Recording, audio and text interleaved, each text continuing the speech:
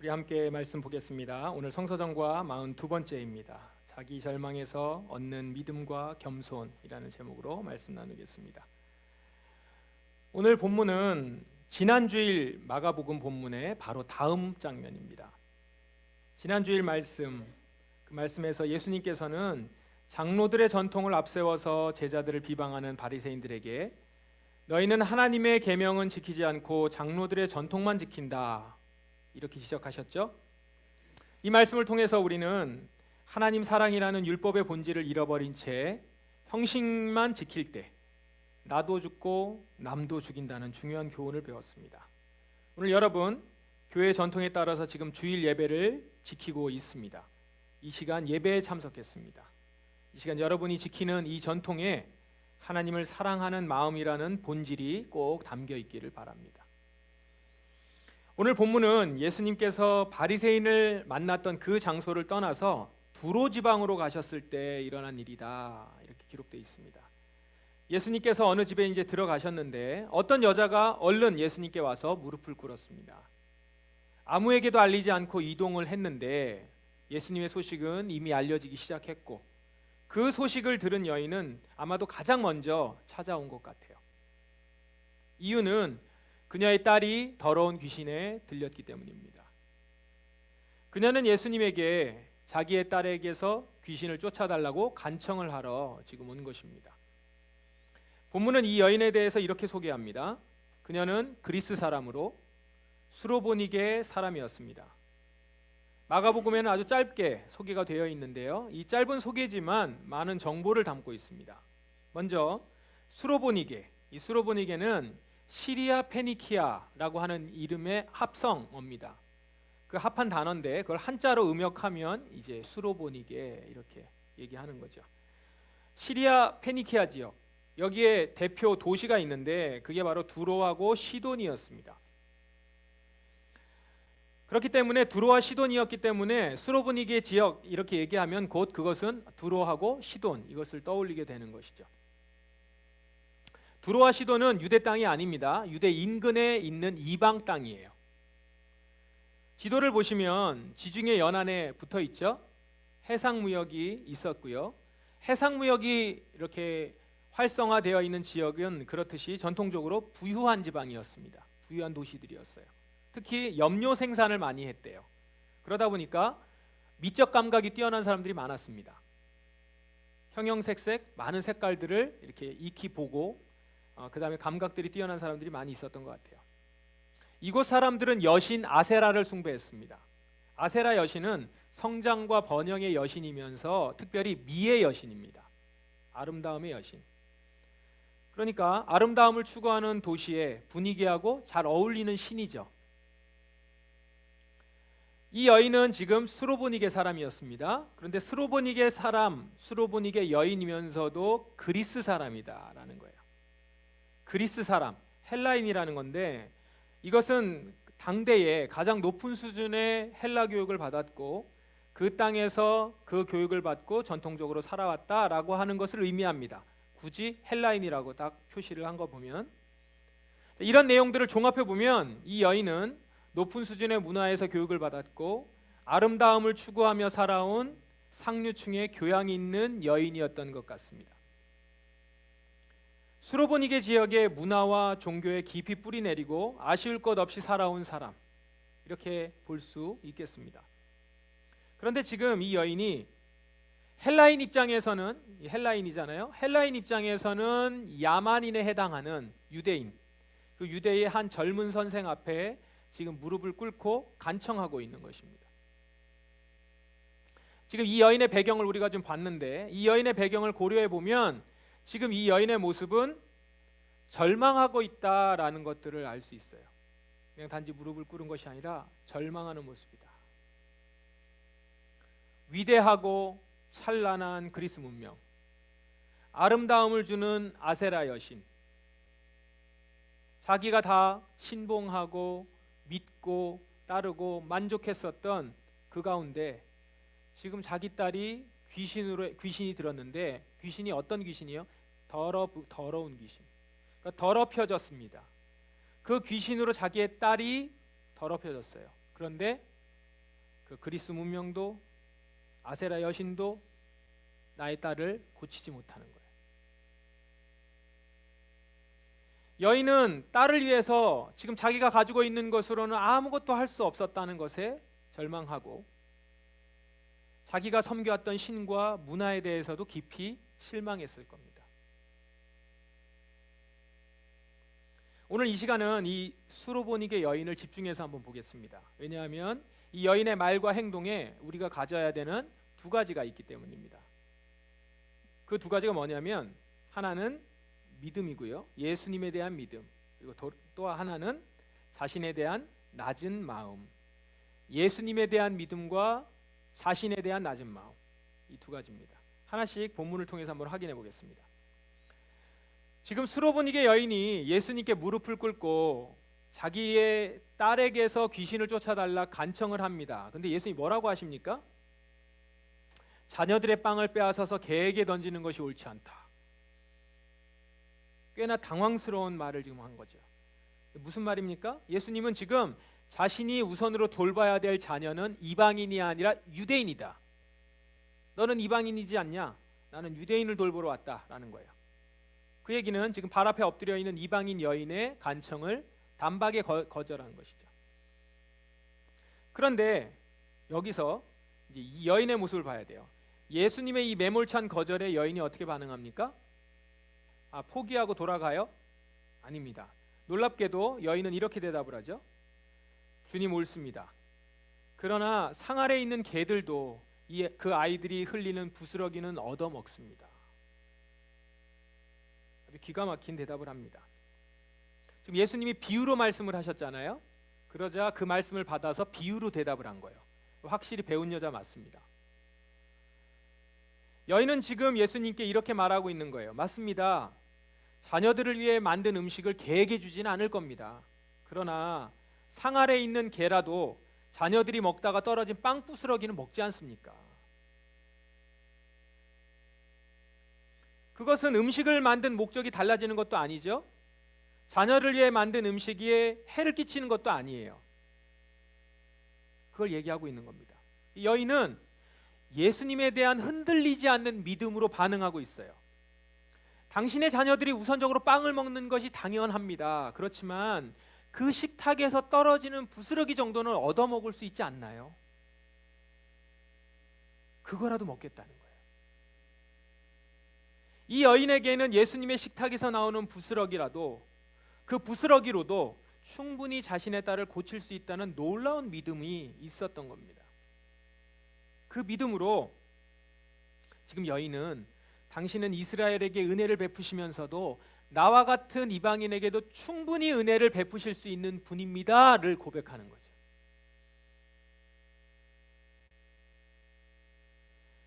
믿음이 있었기 때문에 지금 예수님이 자녀에게 줄 빵을 개에게 줄 수 없다 이렇게 매몰찬 거절의 말을 했음에도 포기하거나 절망하지 않고 끝까지 예수님께 간청할 수 있었던 것입니다.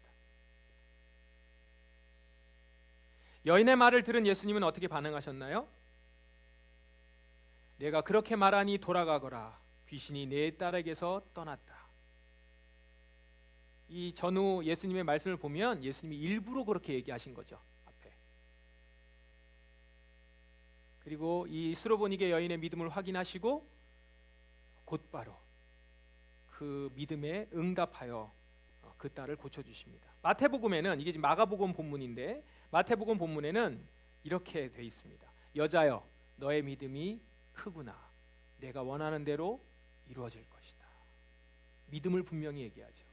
수로보니게 여인의 믿음을 드러내고 계십니다. 여인의 마음에는 예수님을 향한 믿음이 있었음을 예수님이 확인하셔서 선포하신 거죠. 또 우리는 예수님과 대화하는 여인의 모습을 통해서 한 가지 더 볼 수 있습니다. 무엇이냐면 여인의 마음에 자신에 대한 낮은 마음, 그것이 있다는 사실, 그걸 발견합니다. 낮은 마음, 다른 말로 하면 겸손입니다. 여인은 지금 예수님이 자기를 개라고 지칭하는 순간에도 기분 나빠하거나 화를 내지 않았습니다. 문화적으로나 사회적으로나 여인은 유대인으로부터 개라는 소리를 들을 위치는 아니었습니다. 예수님은 로마 속국의 유대의 작은 마을 목수였어요. 여인은요, 헬라 고급 문화를 향유하는 상류층 여인으로 보입니다. 그런데 여인은 어떻게 지금 이렇게 자신에 대해서 낮은 마음, 겸손한 마음을 갖게 되었을까요? 어떻게 이렇게 무릎까지 꿇을 수 있었을까요? 그리고 지금 이런 얘기를 들음에도 불구하고 불쾌해하거나 화를 내거나 가지 아니하고 지금 이 자리에 이렇게 엎드릴 수 있었을까요? 여러분들이 여인의 입장이라고 한번 보시고 생각해 보십시오. 이런 말을 듣고 계속 간청할 수 있었을까요? 간청할 수 있다면 어떤 마음이 있어야지만 간청할 수 있었을까요? 단지 딸을 위해서 예수님의 모욕적인 말을 듣고 억지로 참고 있는 것으로 보이지는 않습니다. 여인은 지금 기분 나쁜 것을 억지로 참고 있는 게 아니라 정말 자신이 개와 같은 무가치한 존재라고 생각했던 것 같아요. 즉, 예수님이 말한 대로 정말 주인집 자녀의 식탁 아래 있는 개와 같은 존재라고 인정한 것이죠. 지금 이 여인은 여러 옵션이 있는데, 선택이 있는데 그 중에 예수님을 택한 게 아니에요. 자기가 지금까지 믿고 자랑해왔던 위대한 문명과 지식, 교양, 그리고 아세라 여신에 대한 신앙, 이런 것들이 지금 더러운 귀신이 들린 딸 앞에서 아무 능력도 보이지 못하는 것에 깊이 절망했습니다. 아름다움의 여신을 찬미하고 그 미를 숭배했지만 내가 섬겼던 그 미의 여신도 딸의 더러움을 해결하지 못한다는 사실에 몹시 좌절했던 거죠. 이런 자신과 자신의 인생에 대한 깊은 절망은 그녀를 낮은 마음, 겸손한 마음을 갖게 했고, 이런 낮은 마음이 있었기 때문에 여인은 지금 예수님께 무시당하고 하대받는 상황에서도 상처받거나 화를 내지 않았던 거예요.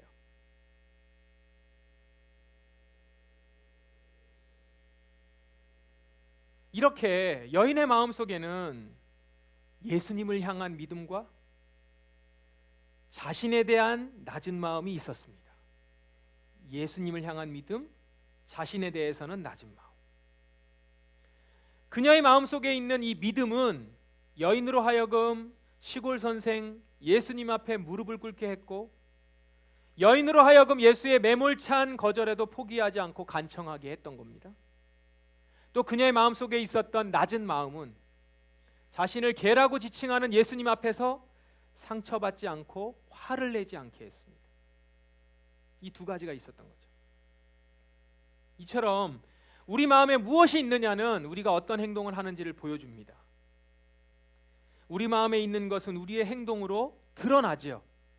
지금 수로보니게 여인에게 있었던 예수님을 향한 그 큰 믿음과 나 자신을 향해서 바라보면서 갖게 되는 낮은 마음, 겸손은 그의 행동으로 다 드러나고 있는 것입니다.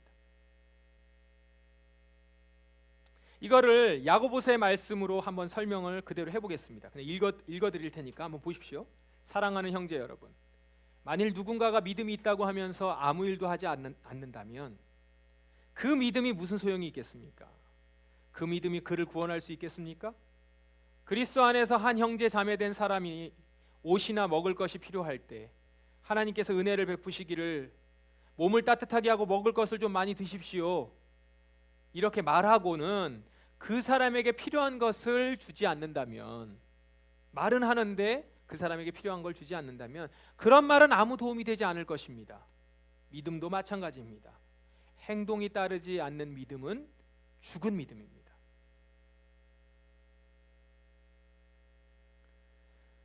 수로보니게 여인은 자신에 대해서 깊이 절망했습니다. 그리고 그 절망은 자신에 대해서 낮고 겸손한 마음을 갖게 했습니다. 그리고 자신에 대한 낮은 마음은 곧 예수님을 굳게 붙드는 믿음으로 연결되었습니다. 그리고 그것은 그의 모습으로 지금 나타나고 있습니다. 우리는 오늘 여기서 자기 절망과 믿음에 관한 영적 진리를 발견하게 됩니다. 바로 자기 절망으로 인해서 생긴 낮은 마음은 예수님을 향한 굳은 마음을 갖게 하는 필수 조건이라는 사실입니다.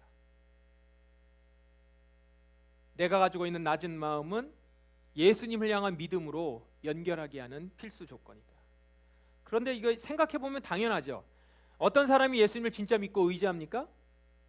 자기 자신에 대해서 깊이 절망하고 자신이 아무것도 아닌 존재라는 사실을 깊이 자각하는 사람, 그 사람이 예수님을 진짜 믿고 의지하겠죠.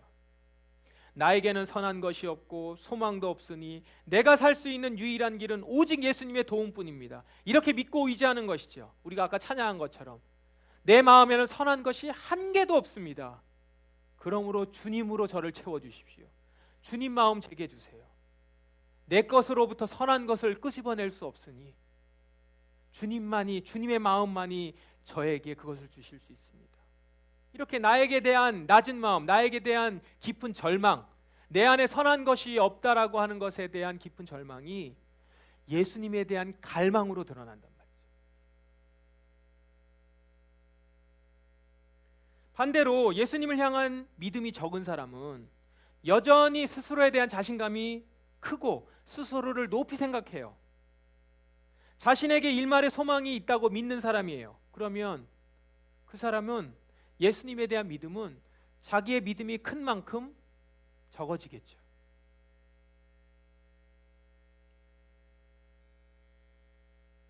무엇보다 수로보니게 여인의 이 마음에 있는 믿음과 겸손은 거절의 상황에서도 포기하지 않고 상처받지 않는 모습으로 나타나고 있습니다. 이 부분이 실제적으로 우리에게 참 중요한데요. 우리 안에 예수님을 향한 믿음과 나에 대한 낮은 마음이 있다면 우리도 역시 살아가면서 거절받고 무시받는 상황에서도 쉽게 포기하거나 상처받지 않을 수 있다는 겁니다. 여러분 한번 돌아보세요. 수로보니게 여인과 같은 상황에 처한 적은 없나요? 예수님이 나를 인정해 주지 않거나 나를 무시한다고 느꼈던 적은 없습니까? 아마 예수님이 직접 나타나셔서 말씀하시지는 않았을 거예요. 그러나 우리 주변 사람을 통해서 말씀하셨을 거예요. 아니 내가 예수님께 기도하면서, 하나님께 기도하면서 나는 이런 상황과 이런 길을 걸어갈 거야 라고 기대하고, 하나님 저는 그렇게 걸어갈 수 있게 해주세요. 저는 그렇게 걸어갈 만한 마땅한 사람 아닙니까? 기도하면서 내 삶을 사는데 내 삶에 펼쳐진 것은 그거하고는 전혀 다른 무시받는 상황, 내 주변에서 들려오는 얘기들은 내가 생각하지 않은 실망스러운 얘기들. 그것은 예수님께서 나에게 응답하시는 것일지 몰라요. 예수님은 종종 내 주변에 누군가의 모습으로 찾아오시고, 때로는 내가 보잘것없게 느끼는 사람, 그 사람의 모습으로 우리 앞에 나타나시거든요. 그렇다면 그 내 주변에 있는 누군가가 나를 인정해 주지 않고 무시했던 경험들, 여러분 어떤가요? 있으세요?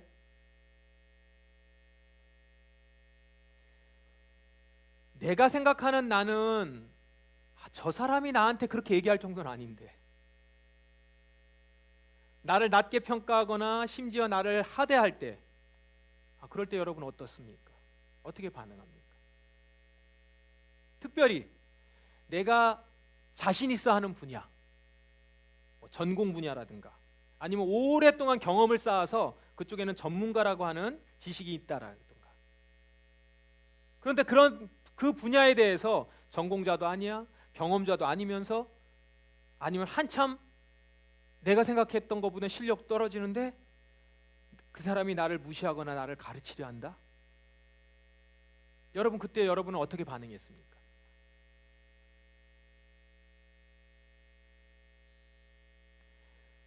그래 내가 부족하지 이러면서 나의 부족함과 무능함을 인정하고 부족한 능력을 채우기 위해서 주님을 의지하면서 나를 개발하는 데 집중했습니까? 아니면 나를 제대로 평가해 주지 않는 것에 기분이 나빠서 내 속에서 막 부들부들 떨리고 감히 나한테 이러면서 괘씸해하고 미워하고 혹은 아예 그의 말은 무가치하다고 넘겨버렸습니까? 그런데 여러분, 여기서 만약 내가 무가치하다고 넘겨버린, 분내서 그 자리를 떠났던, 그렇게 나에게 했었던 그 사람을 통해서, 만약에 그 사람을 통해서 예수님이 내게 말씀하시는 것이었으면 그럼 어떻겠습니까? 주님이 나를 가르치기 위해서 그 사람을 통해서 말씀하신 것일 수도 있는데, 그러면 우리는 예수님의 훈련을 그냥 제껴버리고 말았던 것 아니겠어요? 수르보니게 여인에게 예수님이 그렇게 얘기하셨을 때, 예수님의 뒤에 말씀을 보면 자, 이 말 듣고 빨리 떠나라, 이런 의도 아니잖아요. 수르보니게는 그 가운데서 그 믿음으로, 낮은 마음으로 자신의 모습을 드러내어서 그는 딸도 고침받고 자신의 믿음도 영광스럽게 빛나고 정말 예수님에 대해서 자기가 가지고 있는 믿음의 확신을 얻게 되잖아요. 이런 과정을 우리의 삶에서 주시는 것일 수도 있는데, 내가 그냥 그것을 버리고 그 자리를 떠나버리고, 그러면 우리는 예수님의 훈련을 그냥 제껴버리고 마는 것일 수 있다는 거죠. 여러분, 예수님께서 왜 작고 보잘것없는 자의 모습으로 나에게 찾아오셔서 나를 무시하고 하대하는 말을 건넬까요? 그것은 우리가 자신에게 절망하여 낮은 마음을 가질 때야 비로소 우리가 예수님을 온전히 믿고 신뢰한다는 것을 주님이 아시기 때문입니다. 우리가 그 마음을 가져야 되기 때문에, 그래야 예수님을 정말 갈망할 수 있기 때문에.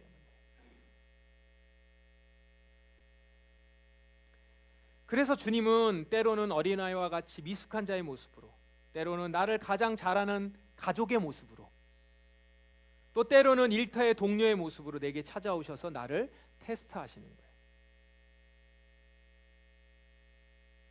여러분의 주변에 지나가다가 여러분의 일터에서 어떤 동료가 나에게 그렇게 찾아올 때, 아, 예수님의 테스트다.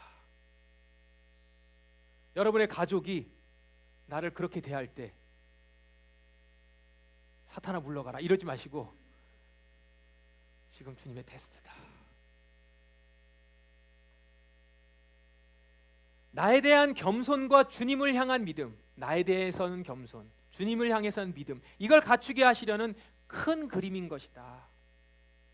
이렇게 여러분 받아들이실 때 여러분에게 큰 은혜가 있을 것입니다. 잠시 이 주제를 자녀 교육에 적용해 보겠습니다. 우리는 흔히 자녀에게 부정적 경험을 하게 하면 자녀가 성장하는 데 있어서 심리 발달에 악영향을 끼치는 것 아닌가, 이렇게 걱정들을 합니다. 그렇죠? 부정적 경험을 많이 하게 하면. 그래서 자녀에게는 긍정적인 경험만 하도록 해야 된다, 이렇게 이제 얘기를 하는 거예요. 좋은 얘기 해야 되고, 안 된다고 하면 안 되고, 거절하지 말고 받아들이고.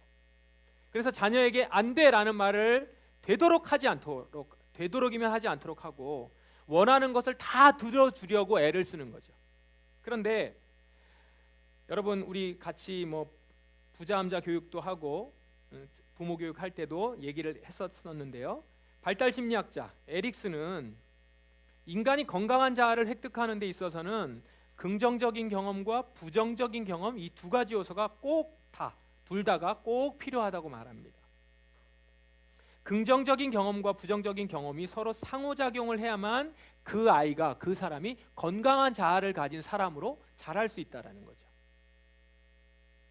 며칠 전에 뉴스에서 일부 초등학생 부모들이 선생님을 찾아가서 수업 중에 어려운 수학 문제 풀지 말아 달라, 이렇게 이제 요구했다는 기사가 났습니다. 이게 선생님들이 종종 겪는 일이래요. 그래서 이제 선생님들이 이거에 대해서 이제 어려움을 토로하니까 많이 그러고 있는 거죠. 우리 아이가 수업하는데 어려운 수학 문제 풀지 마세요. 그리고 그걸 문제 내지 마세요. 왜냐하면 우리 아이가 이 문제를 풀다가 열등감을 느낀다는 거죠. 받아쓰기 시험도 치지 말아달라. 이제 이렇게 요구한답니다. 이 또한 자기 아이가 스트레스를 많이 느낀다는 이유라는 거예요. 근데 오히려 그런 부정적인 요소, 이 요소를 부모와 어른들의 사랑 안에서 잘 극복해 나갈 때, 그때 아이는 건강한 아이로 성장하게 되는 것입니다. 자녀에게 이런 시간을 통해서 자라게 하는 것이 바람직한 것이라면 우리가 지금 하나님 아버지 앞에서 자녀로서 영적으로 인격적으로 성숙한 자리로 가기 위해서 이런 부정적인 경험을 겪는 것은 꼭 필요합니다.